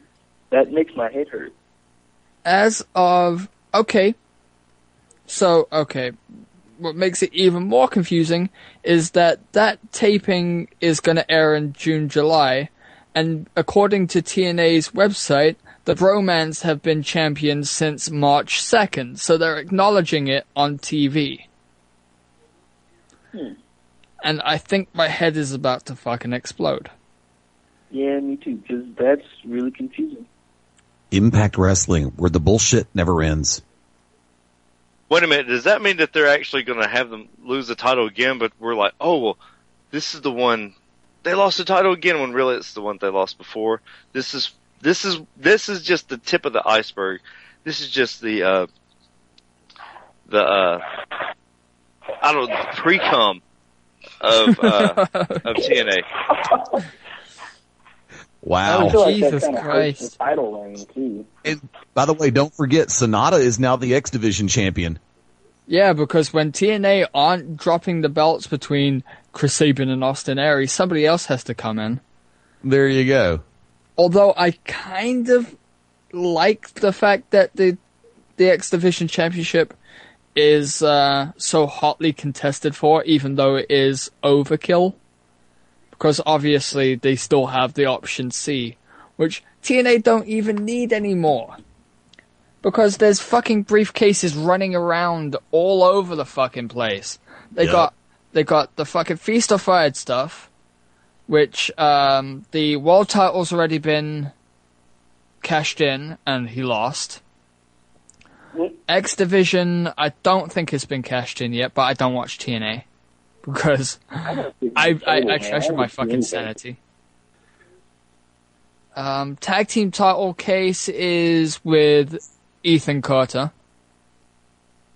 And hasn't been cashed in on yet. And they still have option C. So, Taken care of back with Chris Sabin. He took care of that and actually won it. I've got the. But no. Option C keeps on rolling over. Yeah, at the next Destination X pay-per-view. But TNA keep on making it sound like it can happen at any time, which we all know is bullshit. But of course, let me give you this real quick. Here, I'm playing spoiler here, kids. So if you don't want to hear spoilers about this show, close your ears for the next 18 seconds. From the TNA versus Wrestle 1 Outbreak pay-per-view that took place on March 2nd, from what I was told, Christopher Daniels and Kazarian defeated Minoru Tanaka and Koji Kanemoto. Gail Kim defeated Madison Rayne, so that technically we're 50-50 on that one. Takayama and Abyss went no contest and used the tacks and choke slam Takayama on the tacks. Both men could not answer the 10 count. Bobby Roode did the JOB to Masakatsu Funaki. Funaki then turned around and challenged Kurt Angle to a match after he beat Bobby Roode. Keiji Muto, Rob Terry, and Taioke defeated Samoa Joe, Rene Dupree, and Masayuki Kono. When Joe... What? Jesus Christ. Rob Terry and Rene Dupree? Talk about... Yeah, Jesus Christ. And this is where Saya Sanada defeated Austin Aries to win the X Division champion. There were actually 3 out of, I believe, 8 matches where TNA based individuals won their matches. Magnus retaining against Kai or Kai to retain the World Heavyweight Championship. Other than that, the TNA guys basically did the JOB over to the Wrestle 1 guys. Which I'm not surprised. I'm actually not surprised because Wrestle 1's a fledgling company and they need all the help they can get over there. Yeah, but by the way, for what? I can understand them running a 50-50 split, but for it to be tipped to the balance of power to Wrestle 1, dude, does that after what happened in the UK with all they had some decent outings as long as they didn't have frickin' Dixie by God Carter out there 21 times an hour. I'm saying is that, judging by what I heard for the London leg of the tapings, I'm fucking glad I dodged that bullet. And go figure this, TNA has a pay-per-view this coming Sunday, allegedly. They're actually going to do a real pay-per-view this Sunday. I am so excited, said no one. Wait, there's a pay-per-view Sunday? They have a pay-per-view. Lockdown is this coming Sunday. Here's the lineup. Magnus versus Joe for the title inside a cage. These are all cage matches. Lethal Lockdown. Oh, yeah. Team Dixie, Rude, Aries, and the Bromance taking on Team MVP, the Wolves, and wonder who that mystery person's going to be. Knockouts title, Madison Rayne. Willow. Huh? It's Willow. Yes, Willow up his ass. Madison. Hearing, damn it, That'd Doom. be the midget from Willow. There you go. In a steel cage match, Gunner versus Storm. Eric Angle. Holy hell, where the hell was I at? Kurt Angle Survivor versus Series 2000, apparently. Yeah, really. Kurt Angle versus EC3. Anderson versus Samuel Shaw. I like Ken Anderson, but Samuel Shaw is showing me nothing. I'm sorry. But here's one. Bad Influence and Chris Sabin taking on the Great Muta, Sonata, and Tigre Uno. That will steal the Great Muta? I think it's his son. I think it's Muta too, isn't it? Matt? No, I think it's the original. Okay, guess what? This one match would probably let's see, hold on. Magnus Joe, pay-per-view anytime. Kurt Angle, Derek Bateman, EC3 should be pay-per-view quality. The 6-man steel cage tag team match with Bad Influence, Sabin, Muta, Sonata, and Tigre Uno should be pay-per-view quality. Gunner James Storms has been played too many times on TV. The Knockouts thing has been played on TV. And the only high part of this is actually getting to watch MVP and the Wolves work. It's going to be Jeff Hardy. You know in your heart it's going to be Jeff Hardy. Even if you've read the spoilers, you know it's going to be Jeff Hardy. It's not going to be Jeff Hardy. It's going to be Willow. I don't care if it's Malibu Barbie. No, it's Malibu Stacy. Sparks Now, Vincent. if it's Stacy Keebler, hello, legs. Okay, so it's going to be, what, Bobby Roode, Austin Aries, and the Bromans versus MVP, the Wolves, and Waylon Smithers. About Waylon Jennings? Yeah, Smithers. About the ghost of Hank Williams Sr.? They'd win. How about the ghost of Christmas past? Ooh. About Ooh. about the How about the ghost of WCW? They'd lose. Oh, no. Oh, How about Like the gay ghost, like, ooh. Wait a minute. Well, How about So weird.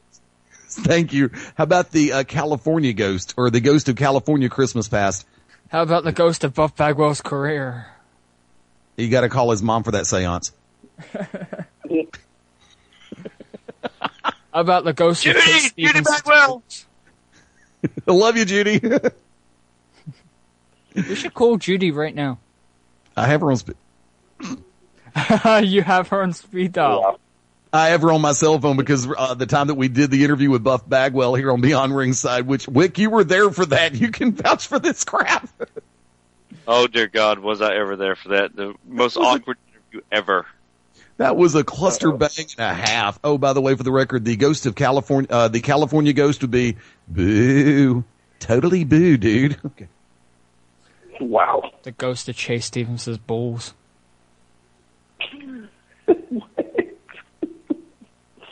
Lost those to a strip card game up in Tennessee.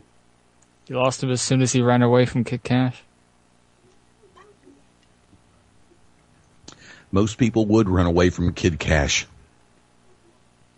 Yeah, I've heard that guy's pretty badass. Okay, it's time. Eddie, how can Is everyone Vader get time? in touch with you, sir? It's Vader time! How can everyone get in touch with you, and what do you have upcoming on Beyond Ringside, Eddie? The rundown for the calendar, easy. Tomorrow night, 7 o'clock p.m. Central Time, 8 p.m. Eastern, Cause and Effect present the Thursday Night Radio Throwdown. I do believe Global Championship Wrestling may be going on at 9 p.m. Central, 10 p.m. Eastern. The Saturday Showcase with yours truly, Hitman Big Daddy Cool, Ryan Adcock, and Robert Cosper goes live at 10 a.m. Central, 11 a.m. Eastern this coming Saturday. And Beyond Ringside Live will be on a 1-week hiatus. In other words, I have a paying job this coming Sunday, and I want the money. So BR Live will be back 1 week from this coming Sunday and working on projects right now for Back to Basics this coming Tuesday night at 8 p.m. Central, 9 p.m. Eastern. For me personally, find me at Fast Eddie Layne, LAYNE.com. There's a ghost of Twitter past and a ghost of Twitter present, but we don't know if there's going to be a ghost of Twitter future at Fast Eddie Layne, but I'm also on Instagram at Fast Eddie Layne. I'm looking forward to seeing everybody this coming Friday night. Buffalo Wild Wings in Alabaster, 9 p.m. start time, and we're going to have some fun. There's some pent-up rage and ruthless aggression and pent-up rage. Holy freaking hell, what did I say? Creme Also, fraiche. there you go. I do want to say, and you can probably hear it the other end of the house, my roommate Mike, birthday today on March 5th. Mike, congratulations. You're old. And I think you're officially older than me for about another 10 months. But I just want to say, guys, this has been fun. I really appreciate it because when you've had a weird week like I've had, especially with what happened Sunday night at a bar that will no longer be named or mentioned by me in any capacity whatsoever, other than if I want to put the word blows big time behind it. It's very cathartic to be able to just take off the kid gloves and let it rip. And I know that I didn't normally go with the language protocol that normally follows on this show, but I did have a great time. Thank you very much for putting up with me. Ah, you sentimental bastard, you. Keep going. Matt Denton. Matt, how can everyone get in touch with you, sir, and what do you have upcoming? I know you have a few tricks up your sleeve. As for how you can get in touch with me, you don't. Tumblr. That's a lie. You have a Twitter. No. Ow. And he doesn't use Twitter anymore. No, I don't. Oh, you don't use your Twitter? Come on. Although I you know did I'm get a fan. comment on Twitter a few minutes ago. You were called incomparable by I'm a wrestling fan. Oh. There you go. Well, thank you for letting me know, because I didn't see it. Yeah, when I was over with the Beyond Ringside account doing build up and push for the show, I was making a reference to who all's on tonight. And I'm a wrestling fan came back and said, you know, they appreciate the factor of true veterans in professional wrestling like Wick, Tasha, and myself. And I'm a wrestling fan immediately came back and said, and never discount the words of the incomparable words from Prism. Oh, wow. Thank you. We must have like the biggest and most loyal female wrestling fan following of any podcast, any wrestling radio show, like hands down. Am I correct? Probably. Yeah. I think we do, and Okay. we appreciate every single one of y'all, even the guys with the penises. Oh yeah, and by the way, I think this will be a great time for Doom to throw out his hashtag BBC. Big bone chicks. No? No. That was I like that one, fat bottom girls. Doom, how can everyone get in touch with you, sir? And what do you have upcoming? There's lots of ways to get in touch with me. Twitter and Instagram are both Doom Trever Aeon, all one word, DoomTreverAeon. Twitter and Instagram, Doom Trever Aeon. When you get on Instagram, you can also hashtag Eonstagram if you have crazy pictures of me or cool stuff like that, because I know some of you do. YouTube, TA Facekick, youtube.com/TA Facekick. All my matches that have been recorded are on there. The ones that aren't, I post on there, so pay attention. Facebook.com/Trever Aeon. Once again, TreverAeon. All those awesome promoters out there that totally want Trever Aeon at your wrestling event. TreverAeon@gmail.com. Tell me where you are and get me on your show, because I kick people in the face and art is violence, and I bring the doom, and everybody likes me or everybody hates me. You know, whatever you want. I don't care. Am I leaving anything out? I think those are all the ways. German sex tension. That too. This weekend on Friday, I'm going to be first show of a new company, Center Stage Pro Wrestling. I'm pretty excited about it. Wrestling Fred Yehi again. It's going to be in Columbus, Georgia. Go to the CSPW website, and it has pretty much all the information you need.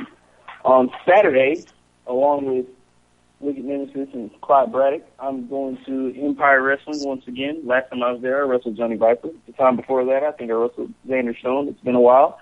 Can't wait to go back up there. It's going to be in Rossville, Georgia. Once again, Empire website on Facebook will give you all the information. Empire Wrestling Entertainment is what they are. I'm pretty excited. That is all the Oh, yeah, wait. I'm leaving something out. I have a DeviantArt account, too. DeviantArt.com/DoomTreverAeon. DoomTreverAeon. I'm going to post art on there because it's the DeviantArt website. Duh. Eddie, go right ahead, sir. If I may, this is something I meant to say a minute ago, but I got kind of chuckled at something that happened.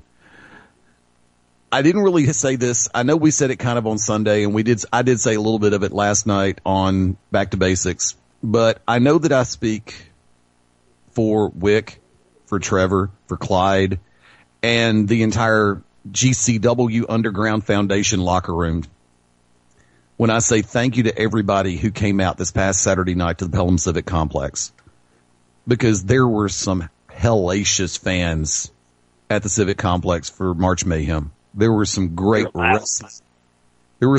wrestling fans there, not sports entertainment fans, not General Hospital fans. Yeah, because there was some drama there too. We've already talked about it. Let her rip. I effing dare you. I'll even drop the F-bomb. But seriously, I mean, to everybody who came up where I was bouncing around like a freaking pinball half the time, but to people who came up and asked if they could take pictures with me, people who came up to ask for autographs, to everybody who came up and made the reference to say that they listened to Beyond Ringside, whether it be BR Live, Back to Basics, Saturday Showcase, C&E, and of course TBD, because I had people coming up and saying that they listen to all the shows on the network on a regular basis, and when they get it, especially when they get a chance to as well, and it's humbling. I mean, to be able to put faces. It really is, because when you get a chance to put faces with the words and the screen names that you've never met before, it's like, dude, Last week on TBD, off the charts. Dude, last week on BR, you, Mabo, and Wick just nailed it. And, you know, when they're talking about the different shows and the different characters that we have, and the thing about it is we're not just characters. We are who we are on these shows. Legitimately. Pretty much. I mean, we don't put on facades for on-air personalities. We're not living gimmicks. We're being ourselves on these. We're all fantastic personalities, that's why. Yes. And everybody knows that Wicked Nemesis is a warm and wonderful person. Especially when he's awake, right, Wick? No, but in all seriousness, everybody who did come up, thank you. Because, you know, for all the kind words that have been said about all the shows here on the station and on the network, they are appreciated. And I speak for the entire Beyond Ringside family of shows, thank you for listening. Jesus Christ, you really are a sentimental bastard. Let's shut you up. That was the zipper. You just caught my balls in the zipper, you ass! You can find me at Wicked Nemesis on Twitter, Wicked Nemesis Enoch on YouTube. There is a Facebook fan page for Wicked Nemesis, The Unlucky Charms, and the To Be Determined Show, and of course, the Merchants of Death. Next Wednesday, I have something in the works. Maybe it'll come through. Maybe it won't. You know, it is the To Be Determined Show after all. We want to thank Clyde Braddock for coming on. Tasha sends her regards. She said her phone messed up, which, I mean, it always does about once a month. It seems to go. Exactly. So, so Doom, we do appreciate you coming on and guest co-hosting once again. So, hey, we will see you Saturday night. Rossville, Georgia Empire Wrestling for Fast Eddie Layne. Have a great week. I'll see you Saturday morning on the Saturday Showcase and Friday night at Buffalo Wild Wings. For Doom, Trever Aeon. Artist violence. The end. For Mad Dog, Matt Denton. Shameless plug, and I'm not even getting paid for this. Go buy South Park: The Stick of Truth. It's a fucking great game. Cool. This is the Orc of You Ominous. have not lived. You have not lived until you see Mr. Slave just bounding around and shoving a fucking 15-foot spider up his asshole. Yes, that really happens.